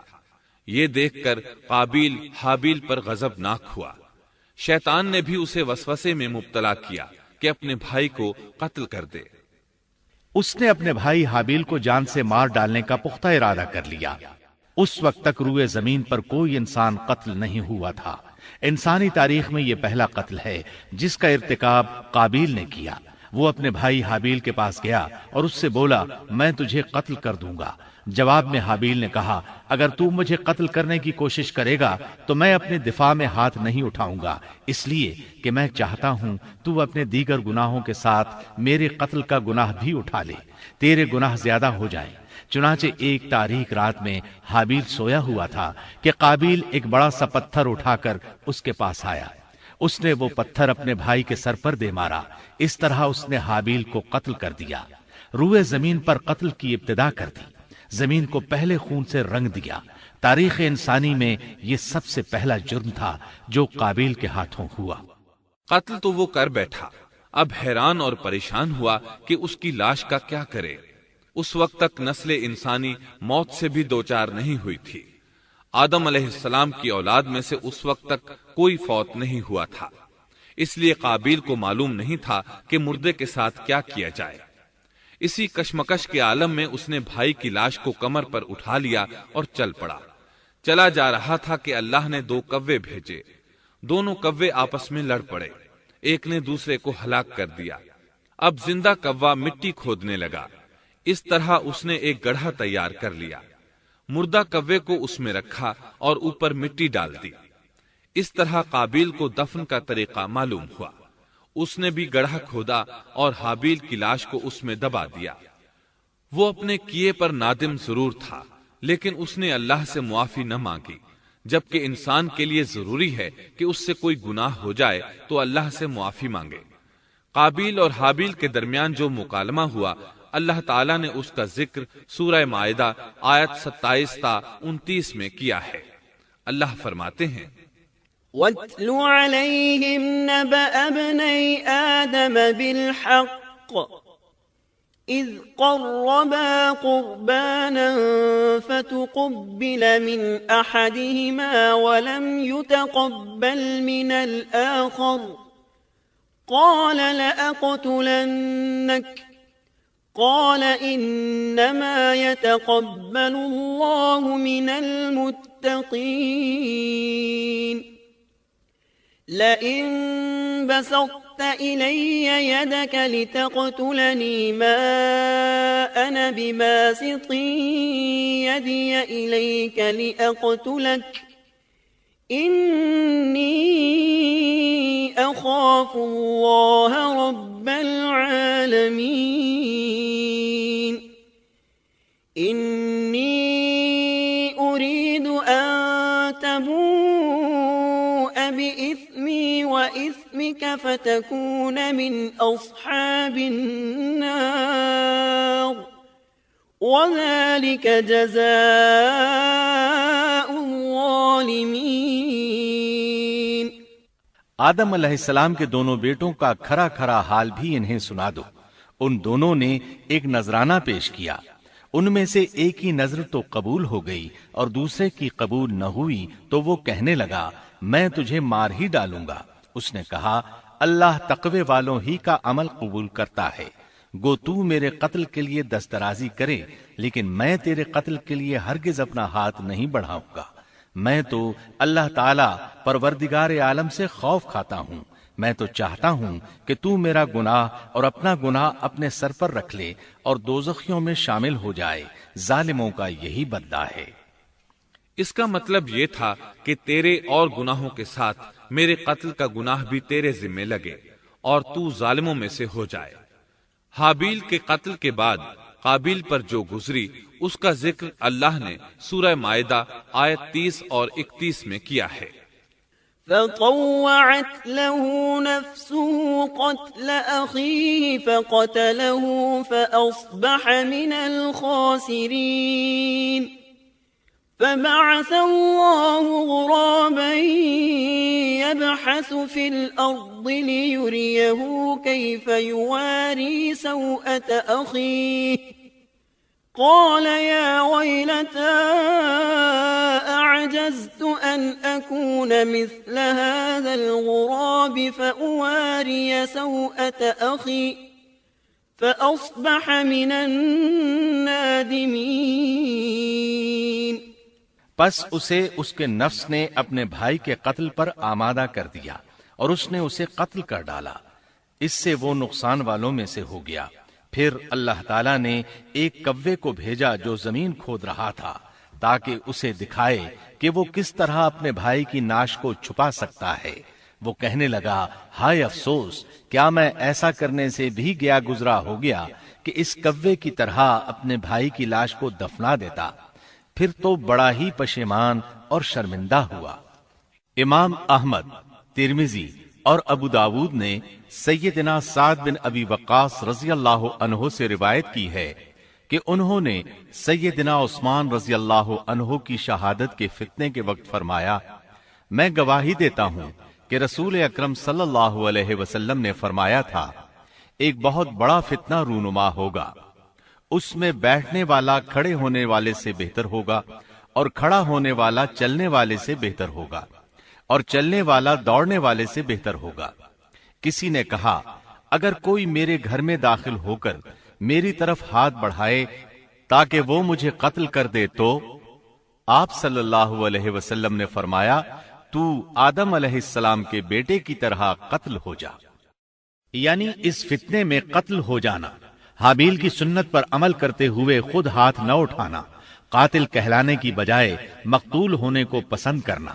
اسی طرح مسند احمد کی ایک روایت میں ہے، رسول اللہ صلی اللہ علیہ وسلم نے فرمایا، دنیا میں جب بھی کوئی ظلم سے قتل ہوتا ہے تو اس کا گناہ آدم علیہ السلام کے پہلے بیٹے قابیل کی گردن پر ضرور ہوتا ہے، اس لیے کہ وہ پہلا شخص ہے جس نے ظالمانہ قتل کی ابتدا کی اور یہ ناپاک طریقہ جاری کیا. اس حدیث سے اس جرم کی نوعیت کا بخوبی اندازہ ہوتا ہے کہ اللہ تعالیٰ نے اس کو صرف ایک قتل قرار نہیں دیا بلکہ اس کو ایک گھناؤنی حرکت قرار دیا. قیامت تک آنے والے لوگ جو اس گناہ کے مرتکب ہوں گے ان کا کچھ گناہ قابیل کے حساب میں ڈالا جائے گا. حابیل کو قتل کرنے کے بعد قابیل نے اپنی بیوی کو ساتھ لیا اور دور دراز نرم زمین کے پاس جا کر رہائش پذیر ہو گیا اور آدم علیہ السلام کے سامنے تک نہ ہوا. آدم علیہ السلام پہاڑوں کے قریب ایک بستی میں رہ رہے تھے. یہ ان سے بہت دور جا بسا تھا. اس طرح قابیل کا آدم علیہ السلام سے رابطہ بالکل ختم ہو گیا اور اس سے ایک نئی نسل کی ابتدا ہوئی. فحاشی اور اریانی کو ان کے ہاں عروج حاصل تھا. عبادت یہ لوگ اگرچہ اللہ ہی کی کرتے تھے لیکن آدم علیہ السلام کی شریعت کے خلاف بے حیائی کے دل دادا تھے. تقوی کی قلت، احکام الہی کی نافرمانی اور فحاشی کا فروغ ان کے شب و روز کا معمول تھا. اس کے بعد لوگ دو گروہوں میں تقسیم ہو گئے. شریر اور برے لوگ قابیل کے ساتھ مل گئے اور آدم علیہ السلام کے دیگر بیٹے اور نیک لوگ آدم علیہ السلام کے ساتھ مل گئے. آدم علیہ السلام 960 سال زندہ رہے. ان کی کل عمر تو 1000 سال تھی لیکن 40 سال کم کر دی گئی. سیدنا ابو ہریرہ رضی اللہ عنہ بیان کرتے ہیں کہ رسول اللہ صلی اللہ علیہ وسلم نے فرمایا، جب اللہ نے آدم علیہ السلام کو پیدا فرمایا تو ان کی پیٹھ پر ہاتھ پھیرا. اس طرح قیامت تک جتنے انسان پیدا ہونے والے تھے ان کی روحیں وجود میں آ گئیں. پھر ہر انسان کی آنکھوں کے درمیان ایک نور رکھ کر آدم علیہ السلام کے سامنے پیش کیا. انہوں نے پوچھا، یا اللہ یہ کون ہے؟ اللہ نے فرمایا، یہ تیری اولاد ہے. ان میں سے ایک کی پیشانی کی چمک آدم علیہ السلام کو بہت اچھی لگی. انہوں نے پوچھا، یا اللہ یہ کون ہے؟ جواب ملا، یہ تیری اولاد میں سے بہت دور جا کر ہیں. ان کا نام داؤد ہے. پوچھا، ان کی عمر کتنی ہے؟ فرمایا 60 سال. آدم علیہ السلام کہنے لگے، یا اللہ 40 سال میری عمر میں سے ان کی عمر میں شامل کر دے. اس سلسلے میں دوسری روایت یوں آئی ہے، جب آدم علیہ السلام کی روح قبض کرنے کے لیے فرشتہ آیا تو وہ کہنے لگے، میری عمر میں تو ابھی 40 سال باقی ہیں. اس وقت ان کی عمر 960 سال تھی۔ انبیاء اپنی عمر سے واقف ہوتے ہیں۔ فرشتے نے کہا، کیا آپ کو یاد نہیں آپ نے اپنی عمر کے 40 سال اپنی اولاد داؤد کو ہبہ کر دیے تھے؟ رسول اللہ صلی اللہ علیہ وسلم نے فرمایا، چونکہ آدم علیہ السلام نے انکار کیا تو ان کی اولاد بھی انکار کی عادی ہے۔ آدم علیہ السلام خود بھول گئے، ان کی اولاد بھی بھولتی ہے۔ آدم علیہ السلام نے خطا کی، ان کی اولاد بھی خطا کرتی ہے۔ حابیل کے قتل کے بعد اللہ تعالیٰ نے آدم اور حوا علیہم السلام کو اس کا نعم البدل عطا کیا۔ اس کا نام انہوں نے شیس رکھا۔ شیس کا مطلب ہے اللہ کا دیا ہوا تحفہ۔ حابیل کے قتل پر آدم اور حوا علیہم السلام دونوں بہت غمگین ہوئے، اس لیے اللہ نے بدلے میں انہیں شیس علیہ السلام عطا فرمائے۔ سیدنا ابو ذر غفاری رضی اللہ عنہ سے مروی ایک صحیح حدیث میں ہے کہ رسول اللہ صلی اللہ علیہ وسلم نے فرمایا، اللہ تعالیٰ نے 104 صحیفے نازل فرمائے، ان میں سے 50 صحیفے شیس علیہ السلام پر نازل ہوئے۔ ان صحیفوں میں ایسے قوانین، اصول اور ضابطے تھے جن سے انسانیت کی زندگی منظم ہوتی ہے۔ شیس علیہ السلام نے آدم علیہ السلام سے علم حاصل کیا، لیکن آدم علیہ السلام کا تمام علم وہ حاصل نہ کر سکے، اس لیے کہ آدم علیہ السلام نے بالمشافہہ اللہ تعالیٰ سے علم حاصل کیا تھا، اور بہت سی اشیاء کا علم اللہ تعالیٰ نے انہیں سکھا دیا تھا، اس لیے وہ تمام علماء سے بڑھ کر عالم تھے۔ شیس علیہ السلام نے آدم علیہ السلام سے علوم سیکھ کر لوگوں کو سکھائے۔ لوگوں نے ان سے مختلف علوم، فنون اور پیشے سیکھے۔ انہیں شہروں میں رہنے سہنے کے بارے میں تعلیم دی، دن رات کے حسابات سے انہیں آگاہ کیا اور انہیں بتایا کہ کن اوقات میں وہ اللہ کی عبادت کریں اور عبادت کے طریقے انہیں سکھائے۔ احادیث میں اس کی وضاحت ملتی ہے۔ امام احمد رحمت اللہ علیہ بیان کرتے ہیں کہ ابو زمعہ سعدی کہتے ہیں کہ انہوں نے مدینے میں ایک شیخ کو لوگوں سے کلام کرتے دیکھا تو ان کے متعلق پوچھا، یہ کون شخص ہے؟ لوگوں نے بتایا کہ یہ ابی بن کعب رضی اللہ عنہ ہیں، بڑے صحابہ میں ان کا شمار ہوتا ہے، تمام مسلمانوں سے بڑھ کر قرآن اور اس کی تفسیر کے عالم ہیں۔ ابو زمعہ فرماتے ہیں کہ ابی بن کعب رضی اللہ عنہ اس وقت یہ واقعہ بیان کر رہے تھے کہ جب آدم علیہ السلام کی وفات کا وقت قریب آیا تو انہوں نے اپنے بیٹوں سے فرمایا، میرا جنت کے پھل کھانے کو جی چاہتا ہے۔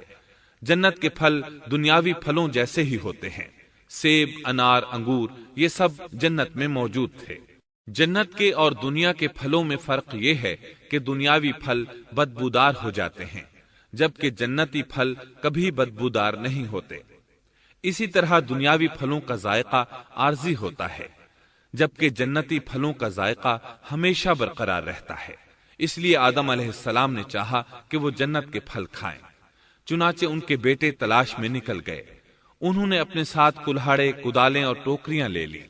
راستے میں انہیں فرشتے ملے، ان کے پاس آدم علیہ السلام کا کفن اور خوشبو وغیرہ تھی۔ انہوں نے پوچھا، آدم کے بیٹو، کس چیز کی تلاش میں ہو؟ کہاں جا رہے ہو؟